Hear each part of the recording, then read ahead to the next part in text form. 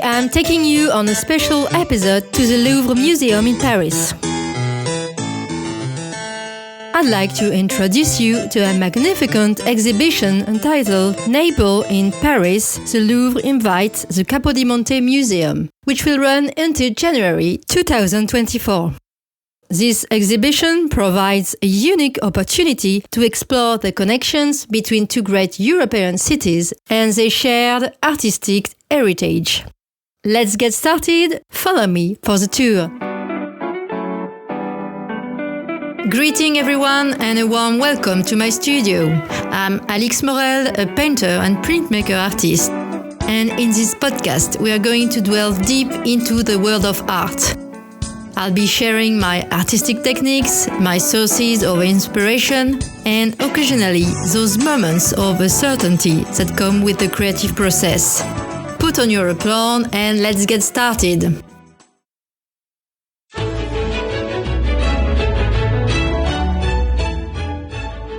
Naples in Paris is a collaborative exhibition that brings together two prestigious institutions, the Louvre Museum and the Capodimonte Museum. The exhibition features an exceptional collection of masterpieces from the latter. Visitors will encounter iconic works of art, including painting, sculptures, and decorative arts that exemplify the artistic vibrancy of Naples during different historical periods.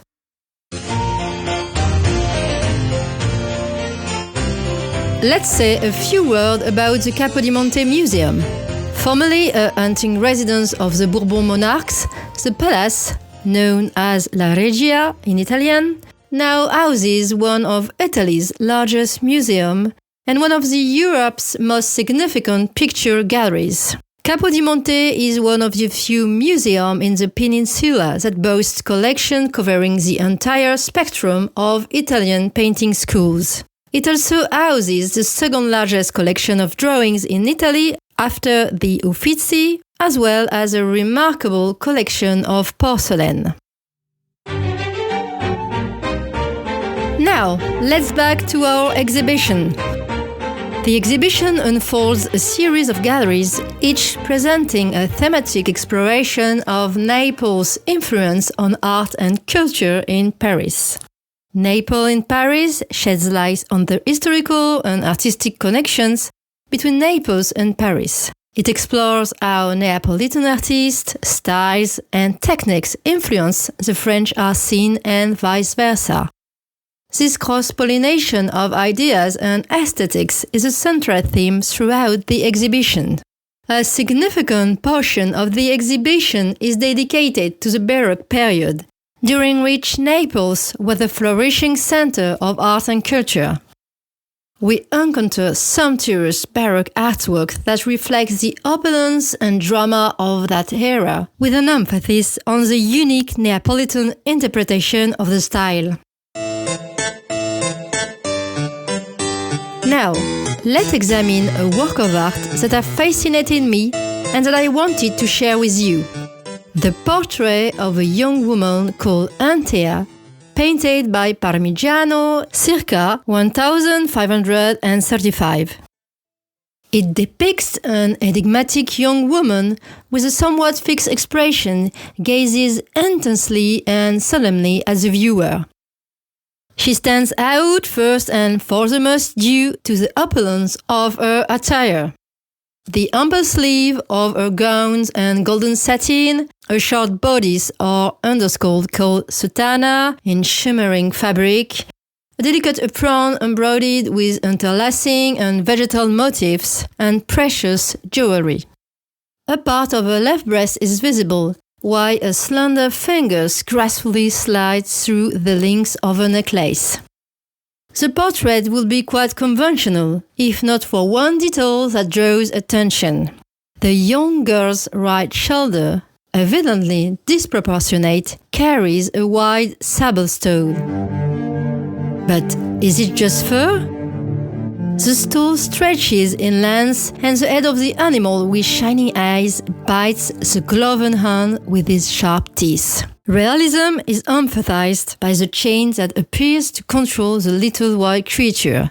Now, all that remains is the contrast between the two hands, a striking contrast that seemed to conceal a heavy secret. But who was Antea? We do not know who this young woman was. Parmigiano's daughter? His mistress? A famous Roman courtesan named Antea, who inspired the title of the painting? Or perhaps a bride from northern Italy? The latter hypothesis could be supported by the presence of the dinale, the light white apron covering the young woman's belly. It was traditionally worn by young brides on their wedding day as a symbol of their virginity. Nonetheless, the face of this woman deeply affected the artist, who may have used it later in his final work, The Madonna with a Long Neck. In essence, Naples in Paris is a captivating exhibition that bridges geographical and temporal boundaries, inviting visitors to appreciate the enduring legacy of Naples' art and culture as it found its way to the heart of Paris. I hope you enjoyed this tour in the Louvre and that my description will entice you to discover this artwork. If you are in Paris, I can only recommend you to visit this fabulous exhibition. So, why did I want to take you to the Louvre? I wanted to take you to visit this exhibition because it truly fascinated me. Like all artists, I need to explore or rediscover new horizons, immerse myself in different atmospheres and styles. Moreover, I studied and live in Italy, a country that is for me a source of rejuvenation and creative inspiration. From museum to urban architecture, not to mention medieval villages, everything is a source of inspiration. I place great importance on the knowledge and understanding of art history. Indeed, during my studies, I simultaneously studied fine art and art history. I believe that one cannot create without knowing the artists, sources, and artistic movements that have shaped our history. Do you agree? It is with all humility, true not for every artist, by the way, that we, as artists, try to carve a path for ourselves and become part of this continuation of art history. Some succeed, others do not. To support us in our artistic endeavor, come to discover our work, encourage us, buy our pieces, and listen to our podcasts. I wish you joyful end of year celebration with family and friends, and I look forward to reconnecting with you in January 2024 for a new episode. I will take you behind the scenes of a great exhibition in which I am part of. See you soon!